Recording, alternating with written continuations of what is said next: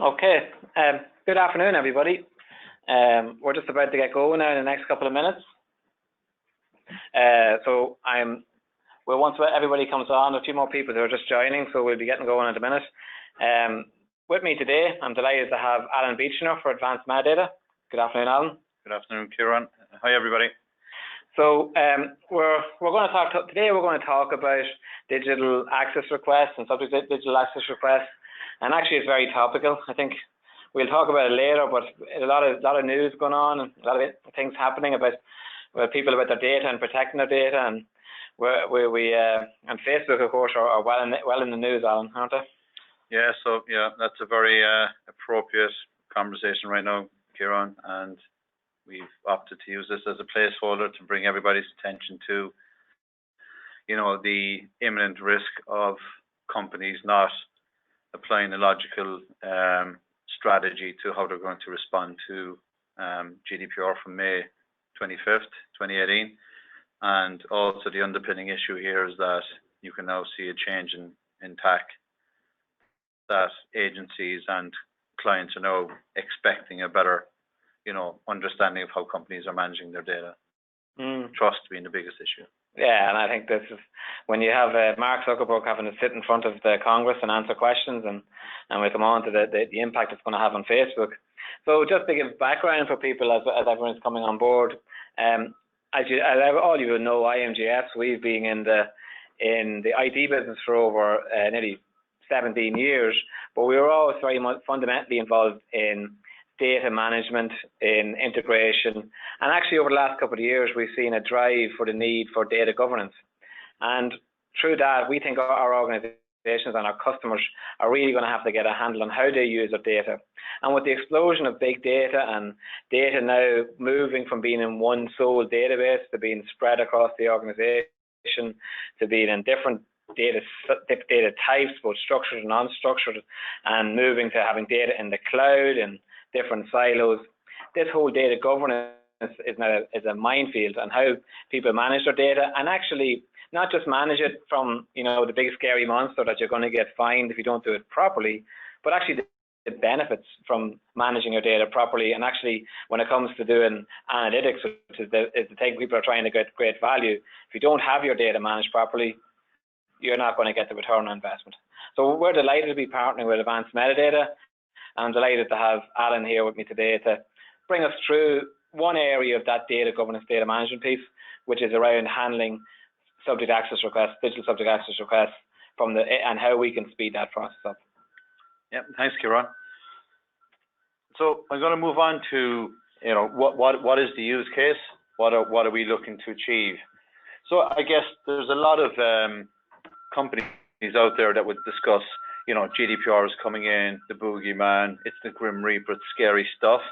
But if you think about what the implications are, the implications are we just all, as technologists and as companies that are data driven, need to just kind of put more consideration and thought into how we're going to manage the client's expectations and how we're going to cater for IMGS and Advanced Metadata clients to respond to what has been seen as an influx of DSARs, which is a data subject access request.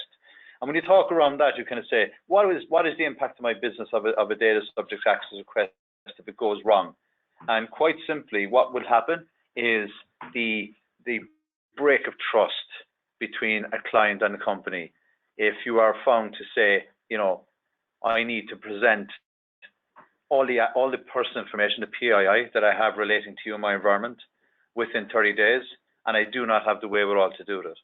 So, some interesting statistics around that would be 82% of European customers plan to make use of their rights under GDPR. That, in essence, means they will either request a copy or an access that raise a DSAR, or they will invoke Article 17, which is the right to be forgotten. 87% of the clients will take their business elsewhere if they do not trust their data is being handled responsibly by the client or customer they're dealing with. And 27% of individuals that request a copy of their personal information would expect to see some kind of compensation or otherwise to regain their trust with that company. So like that's really it's really scary actually when you think about what's going to happen. So we expect that come the 25th of May, when these new regulations are in place, that like 82% of anyone's customer base are going to contact them and are going to say, give me the data you have about me, my personal information, and you've got 30 days to do it. That's correct. And also, like, it is that trust thing, and we're seeing in the media today, we're seeing this problem, you know, like Facebook, which everybody was, you know, everybody used it. It was the fantastic story. This guy, you know, Mark Zuckerberg, MIT, the whole good news thing. But like, they lost millions of subscribers after the Cambridge Analytical scandal. So people that left Facebook wanted to leave it because they felt that data was breached. And even if it was or wasn't, they were leaving. And that trust you're talking about was lost, and they'll never get it back. Well, once it's broken, you don't get it back here, and that's correct. And if you think about it, what does that mean? You know, you have GDPR coming into effect on May 25th, and on the eve, ultimately, of that being released, there's a global breach from one of the companies that would be seen as the instigators, or, you know, the watershed moment around social media becoming a part of everybody's life, you know. So ultimately, it's the nucleus of social media has been found to be in breach of a fundamental, you know, protection or duty of care to us as individuals to, you know, ensure that our personal information is kept within the platform that we wish it to be, and safely, right? And in the modern big data world, data is the new oil. It is the most important thing, and it's key, and people want to protect it. And they want to, yeah, that's very interesting. So that brings us to the, you know, how to where and what do we propose we're going to do to resolve this. So we're not coming at this from you know, an infrastructure change, a data management strategy, you know, changing your current thinking or enterprise architecture. We're coming at this from the perspective, what is the challenge? And let's, as a group, partner with our clients, our customers, to, you know, meet that challenge head on. And that is providing our clients with the ability to respond to a data subject access request. And, you know, we're all aware of the complexities of any environment, multiple departments, different systems, disparate, multiple sources of where that data can come from, structured, unstructured, semi-structured, emails, SaaS products, you know, information flow, informal or formal between different departments.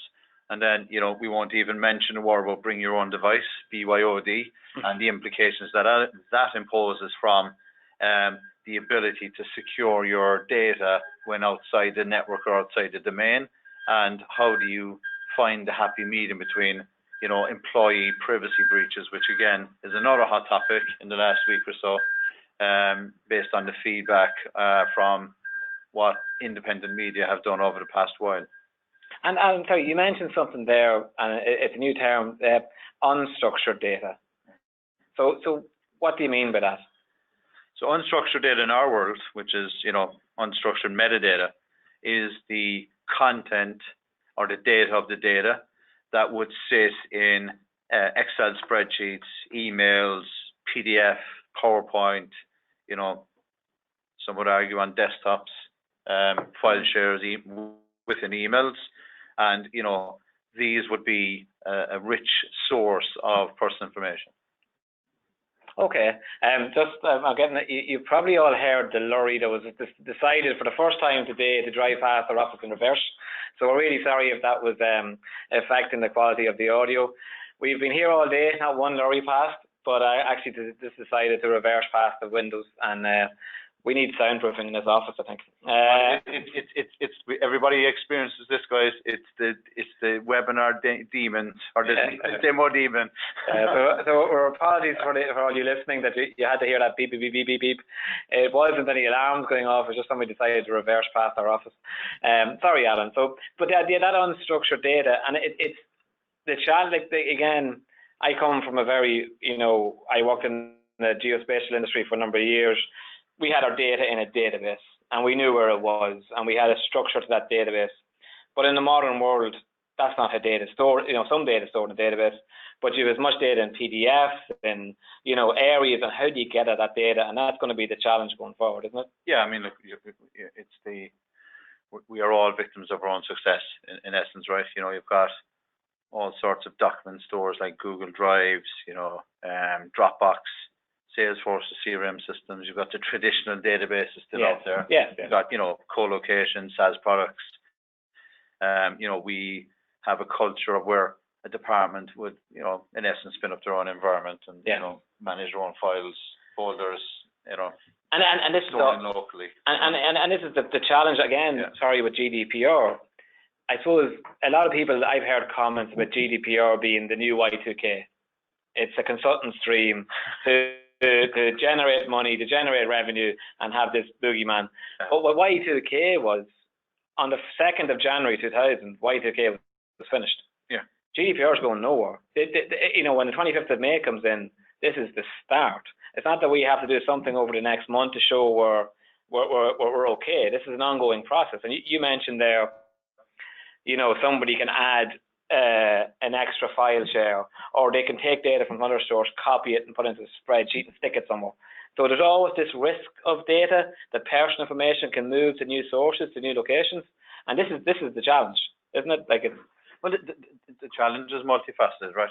So GDPR is coming in, and GDPR is not coming in because somebody somewhere in Europe or Brussels decided, hey, let's bring in a data regulation because we feel like doing it for the fun of it. Yeah, right? Yeah. It's coming into effect because companies, and we're all guilty of this, have developed a tendency or a habit, a pattern to use personal information for a different purpose than what it was intended for. Everybody's guilty of it, and anybody who says they're not, it's not intentional or malicious. There's nobody saying that, but the reality is that there's a knock-on effect to this, and the knock-on effect is data breaches, cyber attacks are at an all-time high. If you look at the stats and figures of last year, 3.7 billion people were hacked globally. Billion. In other words, the whole globe was pretty much attacked, And this is, what is a data breach? A data breach is your information moving somewhere else that it shouldn't have, right? Okay? It doesn't always have to be ransomware, or I got hacked, or I've got a worm, or, somebody's taken my data and doing something else with it. That's a breach, So when you look at that from our perspective, we have a duty of care. We have, as companies, have the requirement now from a legal perspective to, think before we act in terms of how we manage people's personal information, and where does that flow? What are we using it for? So the data subject access request is, I guess the crux or nucleus of a policy or regulation that's coming into effect, which is GDPR, and it's to empower a person, an individual, based in the EU, transacting with a company, to ask of a company that they provide them with an accurate report of all the personal information that they have stored in relation to them. That's the essence of this, right? And if that report is seen to be non-accurate, that's in essence a failure, and that company is then liable. Well, that's a breach, and it's going to be governed by the DPC, and that's they're quoting figures of 4% fine of global turnover, right?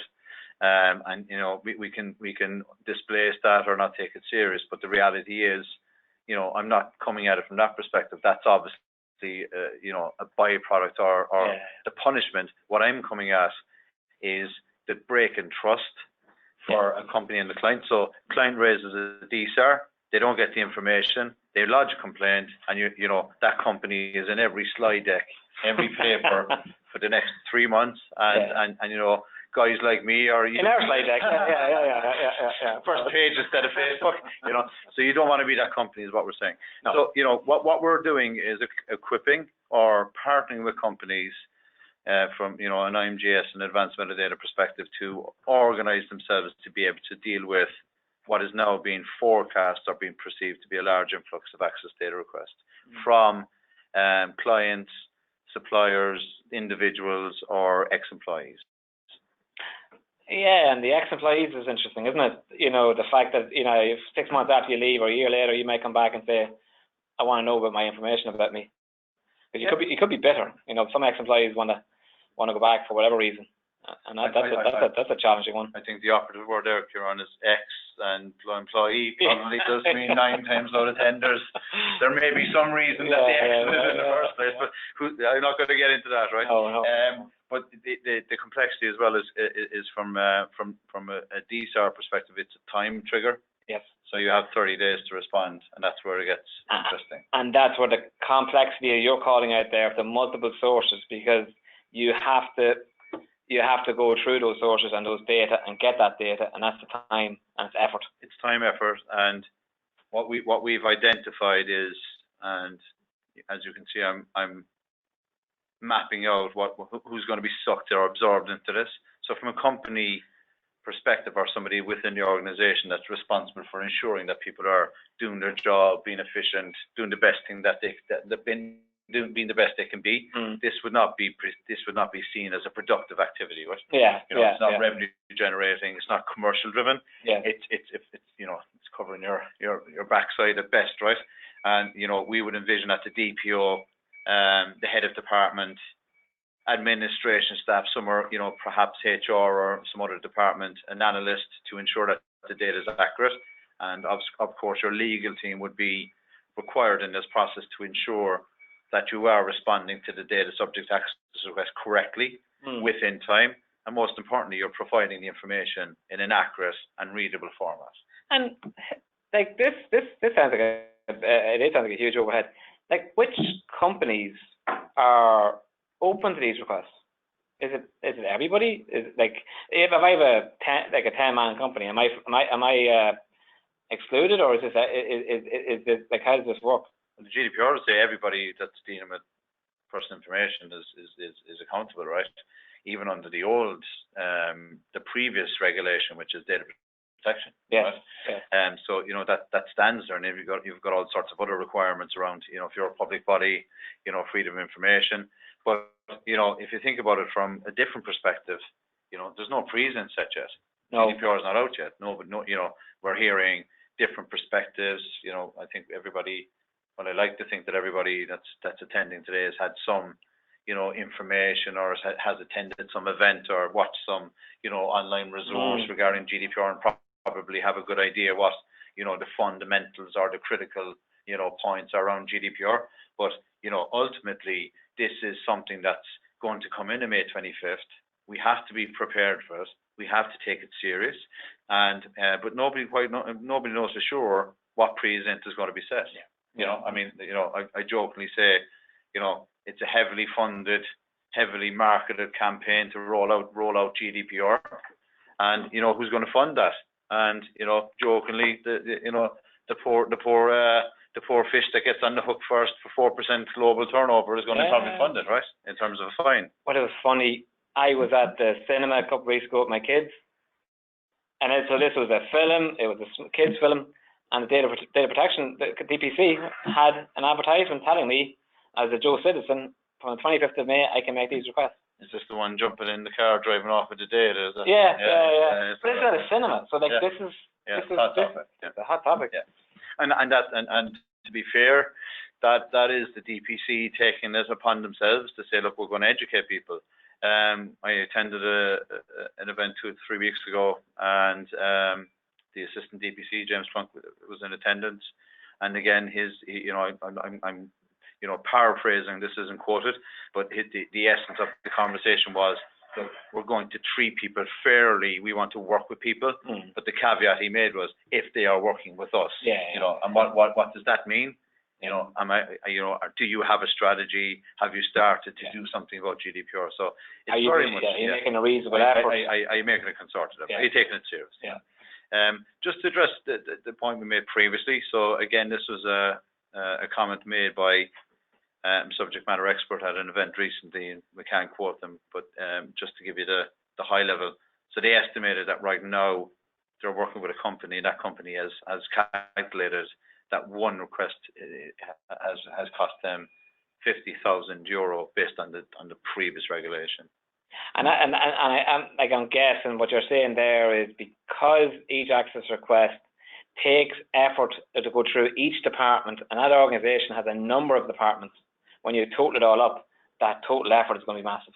And it's going to scale depending on the size of the company. You know, you have some smaller, but some bigger, but you are talking a considerable relative expense to each organization, because if you're small or naturally losing 2 or 3 days a month, it's going to be really expensive. If you're bigger, it's always going to have an impact. But if you jump back here, right?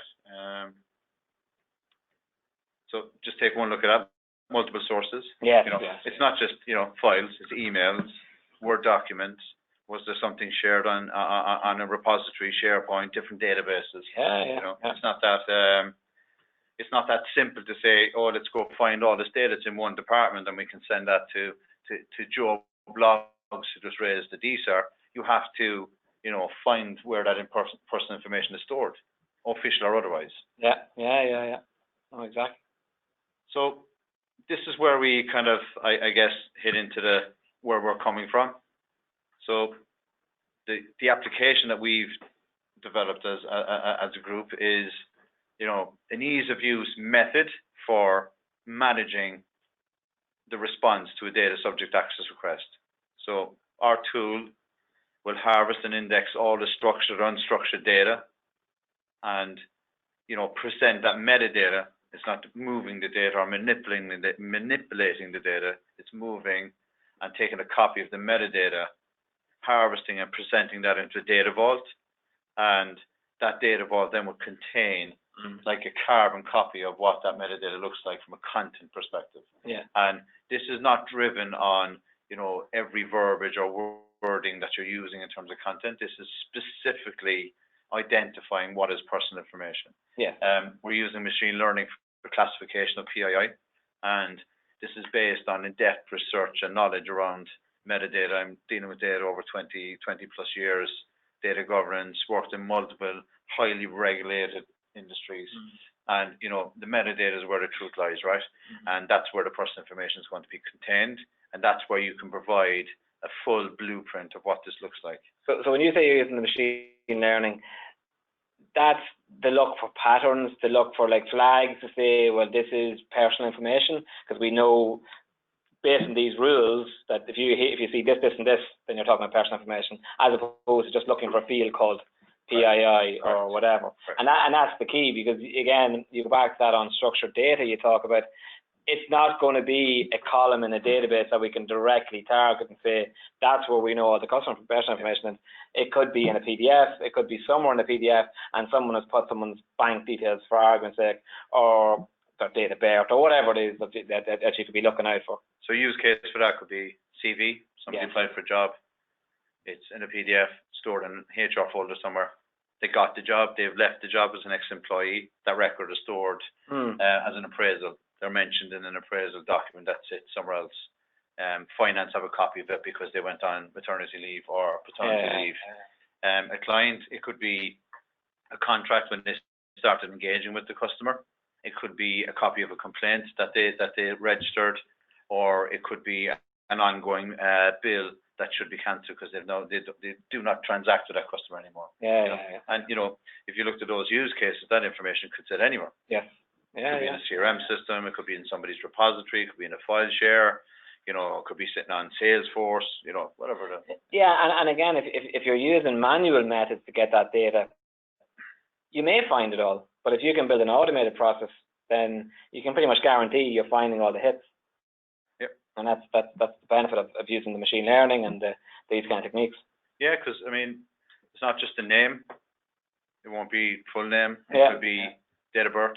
Yeah.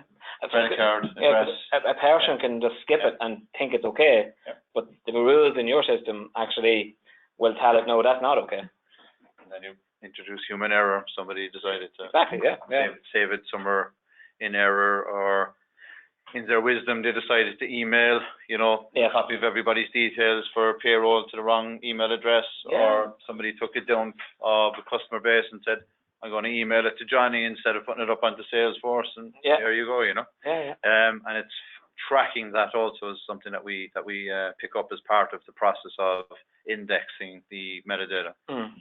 structured, unstructured, and emails also. So when you look at the data subject access request, so in terms of platform, it has to be simple, right? Because the majority of individuals or personnel within a customer or within a company would not be of a technical background. Yeah. In our opinion, I'm kind of open to correction on that or a contrary on that. But what we're noticing is that there will be a certain person within the organization would be tasked with responding to this, and most likely will not come from IT or technology department. So, the system being, uncomplicated and easy to use is what we focused upon. So, the search box would be as simple as, typing into Google or any other application that you use. You enter the personal information, which is the personal identifier information. And then you've got a second line of authentication, which could be, employee number, date of birth, customer ID, whatever, because this is to ensure it's authenticated from, there could be, an accuracy perspective that there could be more than one John Murphy. We need to ensure that we're looking for the right person. Yeah. Right? You select the location. So in terms of the console has already identified what sits in unstructured, what sits in structured, what sits in email. And then when you retrieve the results, it gives you a categorization. This is where the sentiment analysis, all the algorithms and machine learning comes in. So it's classified to say, what results did I retrieve? And then this is where it gets, interesting. This is what we see as our key differentiator. You can then export the results into a format that will enable you send that information to the person or the client that has requested their data. And again, that's a big part of the new regulations. You have to provide that data in a readable format to the client. You can't just give them like 20 different files, and one in Fox Pro, one in Excel, and one whatever. You have to collate that data together and actually bring it out into a single format that's readable for the person that they can download and use. And it's accurate. And it's accurate. Yeah, and it's accurate. So key benefits, again, we've talked over this, but to bring it to a head, lower cost and effort of responding to a data subject access request. This is going to be a burden on an organization, that's for sure. People will be prepared for it from a legislation and policy and training perspective, but the actual heavy lift, operational part of responding to this is complex. And particularly if you think of no one knows what the increase in requests is going to be, because if that 87% of people are going to, customers are going to make calls after 25th of May, the load on organizations is going to be massive, and nobody's expecting this really. And you need to be efficient, accurate, ready to respond. Let's be blunt. This cannot be an operation or a response that puts you out of business. No. I mean, if you've got 5, 6, 7 people out of a department, the assumption here is they have a day job. Unless somebody goes out and hires a team to respond to DSARs, which poses other problems. Somebody within the organization is most likely going to be repurposed for this. So it's got to be efficient, right? Yeah, definitely. So just to kind of go through it, so it's about avoiding a fine, meeting deadlines. As I said, we're very much on the company side to ensure that you're ready for it. We're not coming at this from a scaremongering perspective. It's about efficiency. There is other benefits beyond the compliance and the DSAR response. You're able to use the data vault to serve your organization in terms of you understand where the data is from a metadata perspective. You can identify key gaps in your process because, obviously we'll start demonstrating the locations of the personal information. So therefore, if it's in a repository or location that it shouldn't be, you can trigger a change management process around the procedures. After all, the GDPR is as much a culture change as a technology change or a data change. More efficient and better quality reports, fast track analytics, because if you know where your data is, it's obviously more efficient. Optimize quality of KPIs and increase insights. Because that's the thing, like if you don't know where the data is, if you don't have a control of it, you could be reporting on the wrong stuff, or you're taking longer to report because you actually haven't got a structure. Yeah, absolutely. So we've got a quick run through. You know, I won't do a voiceover. I'll just leave it's like a walkthrough somebody used in the console, and it's just a quick idea of the, I guess, the ease of use and the simplicity of the tool.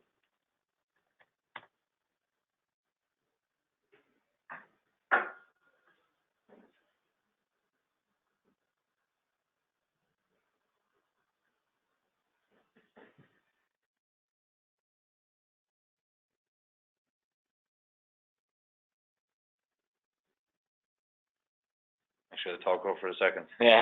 That was a bit of an awkward silence. But you can see how obviously it's on, you know, it's an AI-driven user here. Yeah. So you can run it across, present the results in the vault. It's categorized. It shows where the personal information sits.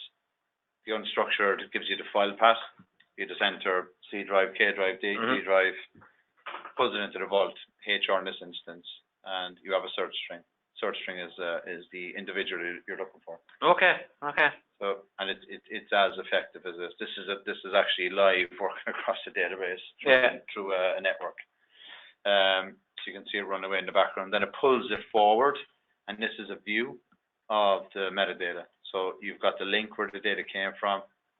You have the IP address, whose name sits within it, how many instances were found, and you can then search your emails. And the interesting part of this is that we've also embedded sentiment analysis. So the use case in that instance, Ciaran, would be if an email was, you know, less than complimentary, for example, a bad appraisal or something of that letter, and if it's an ex-employee raising a DSAR, this will give you an idea of what emails that would have been negative, positive, or neutral in some instances, depending on the verbiage, you know. But I guess the kind of the high level on that would be the ability to identify exactly where it sits, a summary of what that information looks like. So is it an appraisal document? Is it an email with an attachment? What has the person said about the Mary Jane in this instance, using the DSAR? And then most importantly, the ability to go to that location and to pull that file very, very quickly. And I suppose the bit there, you open the file, the piece as well is you're not making decisions for the person. You know, like if it's a file that is sensitive, if it's that maybe there's a legal issue that they now, before they give it out to the subject access request person, they need to bring this to legal. We're not telling them what to do with it, but we're showing actually here is some data that you need to look at. It comes under the classification, but there's still that human input to actually make decisions, and we're providing the structure for them to make those decisions. That's it. So exactly, structured approach to decisions. Yeah. So that was a quick walk through the tool, just to kind of give people a flavour of the ease of use. This is a screenshot to slow down a pace, and you know, you can see the different swim lanes. So you've got the analysis of your databases, so you can drill into that if you just want to focus upon databases. You know, because I suppose you always run the risk of, if you're harvesting or stitching metadata, it's like one big, you know, repository of, and it's kind of just creating another problem. Whereby, you know, creating a structured approach to this, you can start identifying where exactly that sits. Again, what is the purpose of this? Is to run a more efficient organization to respond to the data subject access request by identifying the resources and sources. Again, this is a snapshot of the structured data connection. So very, very simply, we don't manipulate the data, we don't move the data. We just index, scan, and crawl, and pull that into a repository or data vault in this instance. So very simply, server region, access key, enter the key that is generated by the license that we've provided. You enter the table that you're looking at, and you put in the vault name, and you've got all the structured data popping up. Okay? And this is what it looks like. So you've got a snapshot of exactly what you need to see in a table format. unstructured, which is where it gets really complicated. And again, I think everybody will agree that 70 to 80% of your data is most likely unstructured. Yeah, yeah. So to achieve this, you need to first identify where is the person's personal information sitting. You know, what does the unstructured data look like? Is it disparate? Is it in multiple locations? Yeah. Who manages it? And this is like giving you a full thread of, I guess, lineage. Yes. If you could call it that, or provenance. And the end result here is providing a central location, which is a data vault of all the data the metadata regarding or relating to the person's information. And you talked about the crawling of the unstructured data there. Is that something then that's an ongoing process, because new unstructured data can arrive at any stage?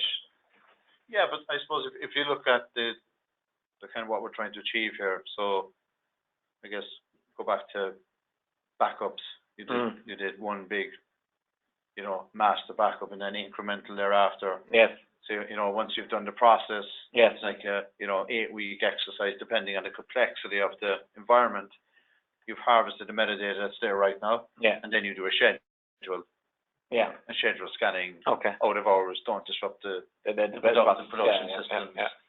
And think of this as, the backup is a good example. Backup or an AV scan of your environment. Yeah. You do a restore or you do an update. Yeah. No one does a patch release. No. 9 a.m. on a Monday morning, just to kind of do for the fun of it. So it's a logical approach, but absolutely, you need to keep it in flight. Yes. But the other side of that also, Ciaran, is remember a data subject access request is most likely somebody that is, either exiting contracting with you, haven't contracted with you for a while, or is an ex-employee. Yes. And you have 30 days to respond. Yeah. So if there's a gap in between some of them. Yeah. Indexing, you just run the tool and you've got all the information you need. But you'll have most of the heavy lift. Yes. Done in the setup. Yeah. Okay. So you don't need to look at this as a real time. No. You're not responding to a DSR one day after you've received it. Yeah. You have it 30 days, and most likely, it's like driving your car. Everybody drives until you get to the red light, and then I better stop and fill up. So we'll take it to the 28th day of the 30 days. Yeah. I'm not advising that. Just to caveat that disclaimer. I'm not advising that. I'm just saying that people have habits. Yeah. You worry about what has to be done today. Yeah. Well, look, we're all in. I'm back to reiterate.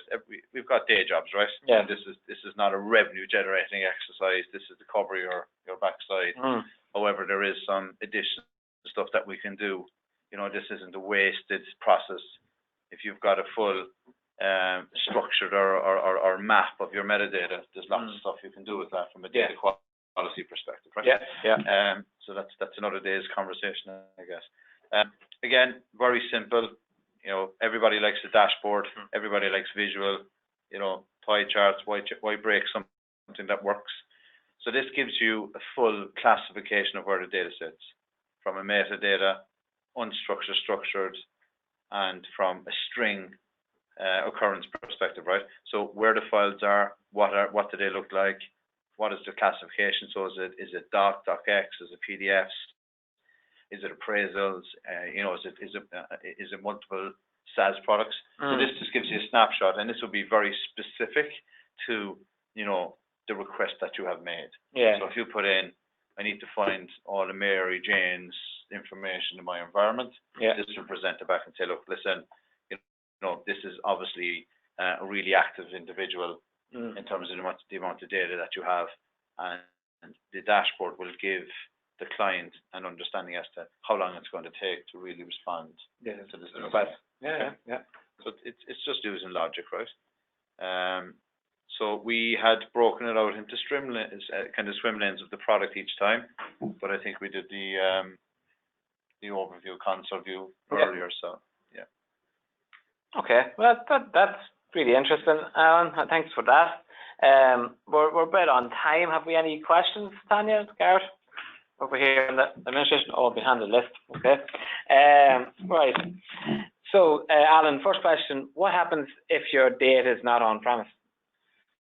Okay, so it's the same as if you're querying that data on a daily basis. We would have network topology pathway, and we would install like any other client on that environment. Yeah. Okay. And again, I suppose the big question here, it's a related one here, is how do you handle all the different system types that there will be in an organization? Like, so because we're indexing and harvesting, we're treated like a surface account. So it's just pretty much getting access in the pathway. So again, however you query that system. Yeah. And I've demonstrated X amount of tools here, our environment and applications on the console here. We've already tried and tested those systems. Okay. And yeah, so in essence, the process is kind of like a trusted IT, as you said, I mentioned before, an AV or an antivirus kind of system. It's just, it has the rights then to be in the organization and go out and do what it has to do. Yep. Okay. Correct. And the data vault or the metadata vault, that's a process that Advanced Metadata and ourselves, we would set up. There's another question there. So the data vault is embedded as part of the implementation. And that's where the intelligence comes in also. And the final question at the minute is just what is the invitation itself, like what's how long does it take to do, or is that kind of? So it depends on the scope of work. What we do is, in terms of an engagement, we map it out to be somewhere between a 6 to 8 week process where we would install, implement, and analyze the complexities of what is your meta model, what are your processes. So, yeah. Okay. It's not a heavy lift from a client's perspective. Yeah. We would handle that. Yeah, we do the vast majority of that. Yeah. Okay. Well, Allan, I'd just like to thank you for your time today. I think it's been a very useful webinar. Thank everybody for attending. It's a great attendance today. And if you have any questions, please feel free to reach out to the IMGS team, and we'd be more than happy to come out and talk to you about our solution. We'll also be placing the webinar on our website, so you'll be able to view this back or see any of the content. But as I said, if you have any more questions or want to discuss it with us, please feel to reach out. Allan, thanks again for coming. Thanks, Ciaran. And thanks everybody, and we'll talk to you soon. Bye-bye. Much appreciated. Thank you.